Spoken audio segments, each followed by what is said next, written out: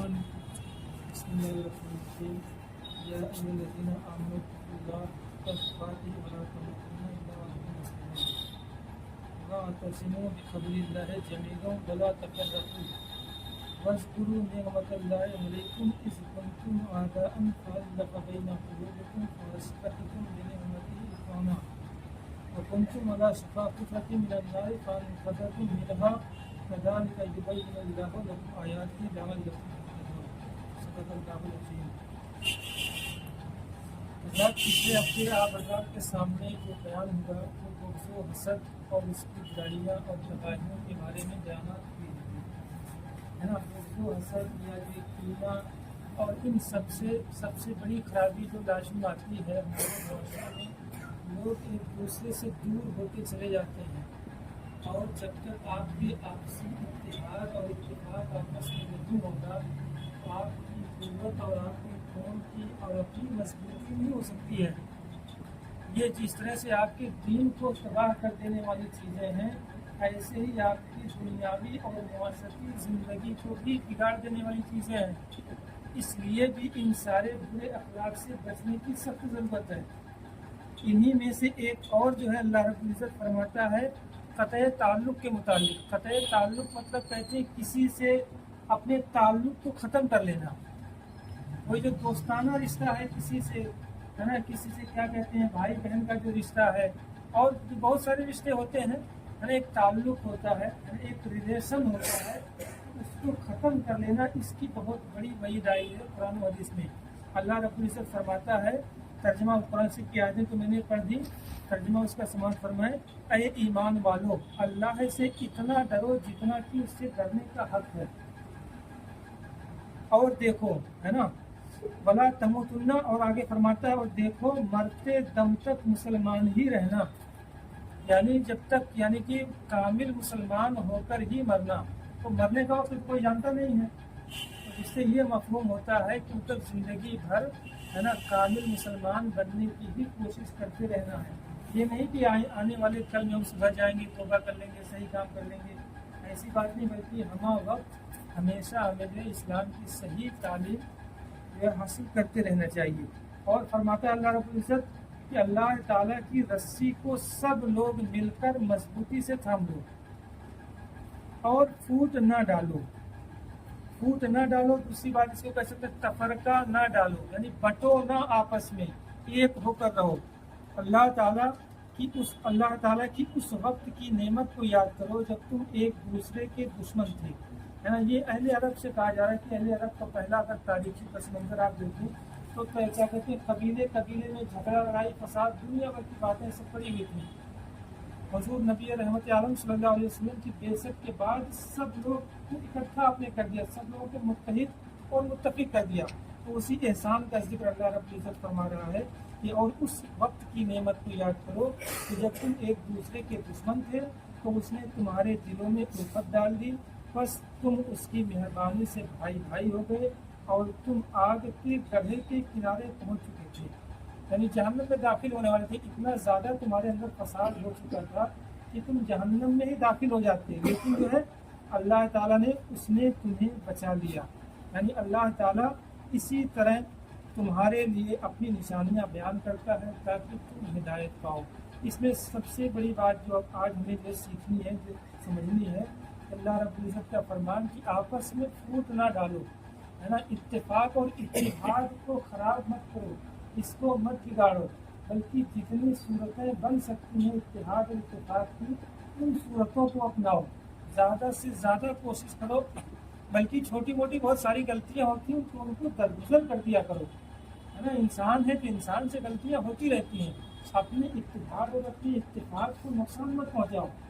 اس سے جو آپ کا کیا کہتے ہیں آخرت کی زندگی میں جو فرق آئے گا وہ تو آئے گا ہی، آپ کی اپنی معاشرتی اور دنیاوی زندگی میں بھی اس کے اثر پڑے گا۔ آپ کو جو ہے آپ کا سامنے والا کمزور سمجھے گا، ہے نا۔ یہ تو بڑی بنیادی بات ہے، اس کو بڑی آسانی سے ہم سمجھ سکتے ہیں۔ تو انہی باتوں کا ذکر ہے۔ کہتے ہیں اسلام نے تمام مسلمانوں کو ایک اور متحد ہو کر زندگی بسر کرنے کی تلقین کی ہے، باہم جھگڑا، لڑائی اور ایک دوسرے سے عداوت اور دشمنی کو معیوب قرار دیا ہے، یہاں تک کہ کسی مسلمان کا کسی مسلمان سے 3 دن سے زیادہ بات چیت نہ کرنا بالکل روا نہیں۔ 3 دن سے زیادہ جو ہے کسی ناراضگی کی وجہ سے بات چیت چھوڑ دینا یہ بالکل جائز نہیں ہے۔ 3 دن سے زیادہ قطع تعلق کی حدیث میں بہت وعید آئی ہے، لہٰذا اس سے بچنا چاہیے۔ اور کچھ حدیثیں ہیں، میں آپ حضرات کو سناتا ہوں، اس سے بھی ہمیں سبق لینے کی ضرورت ہے نا۔ صحیح بخاری اور صحیح مسلم میں حضرت ابو ایوب انصاری رضی اللہ تعالیٰ عنہ سے مروی ہے،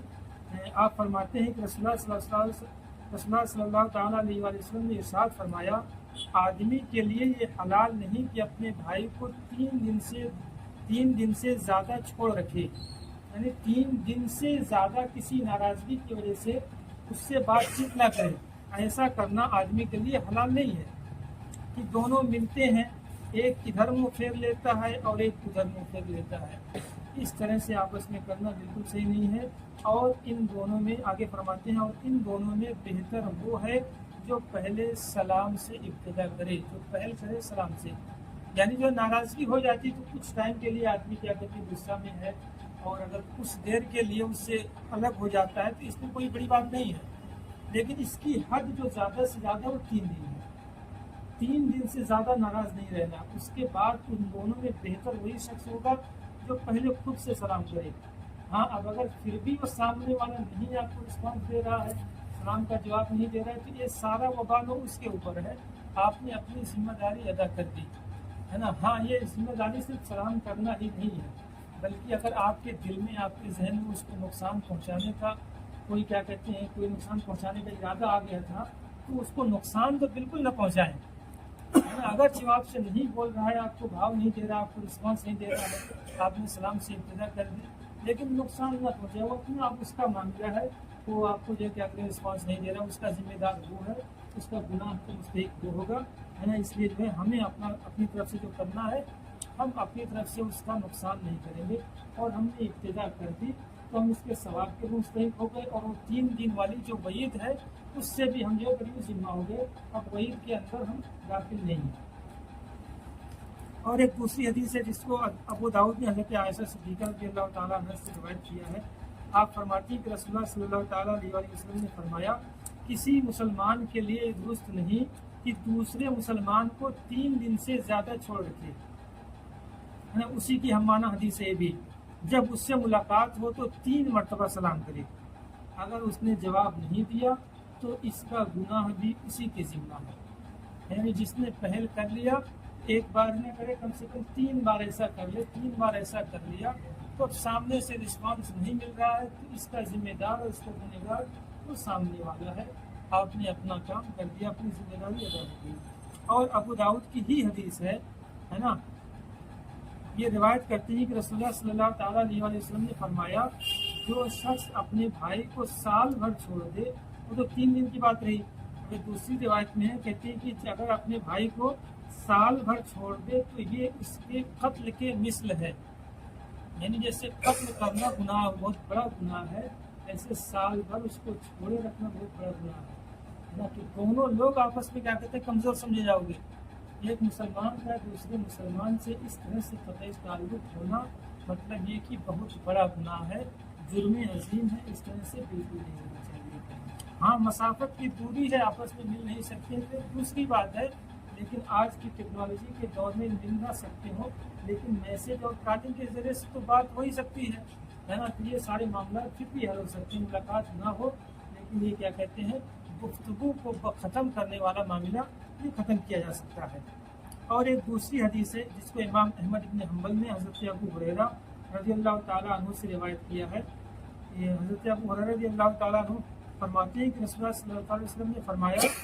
کسی مسلمان کے لیے حلال نہیں کہ اپنے بھائی کو 3 دن سے زیادہ چھوڑ دے، پھر جس نے ایسا کیا اور مر گیا تو جہنم میں گیا، یعنی اسی پر قائم رہا، 3 دن سے زیادہ ہو گئے اپنے بھائی سے مراد اپنا دینی بھائی ہی ہے نا،